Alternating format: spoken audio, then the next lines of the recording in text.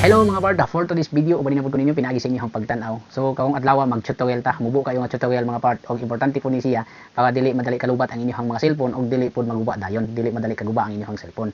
Pag naka-turn on ni siya sa inyong settings mga part, ang mahitabo dali ra manginit ang inyong cellphone binsag wala gamita. Dali ra pod siya malubat. So karong adlaw itudlo na ko sa inyo ha kung unsaon ni pag-turn off. Pinakauna nga buhaton mga part adto sa settings. Pag awol sa settings, i-click ang settings, hanapon dayon nimo ang Google Services. Pag makita ang Google Services, i-click dayon ang Google, makita dayon ninyo ang duha ka buok recommended ug ang all services. I-click dayon tong all services. Pag click sa all services, mugawas dayon dito, hanapon nimo ang devices.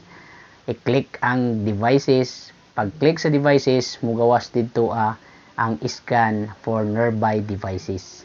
So kung naka-turn on na siya, i-off na, buhaton nimo i-off, i-turn off para dili mag-init ang imuhang cellphone binsag wala gamita. Pero pag naka-turn on gani na siya mga lods, mga part, dali kaayo manginit ang imuhang cellphone, mo resulta sa dali pagka lubat o dali pagka guba. So mao to, hinaot nga nakatabang ang ato ang mubo nga tutorial karong adlaw. Bye-bye mga part.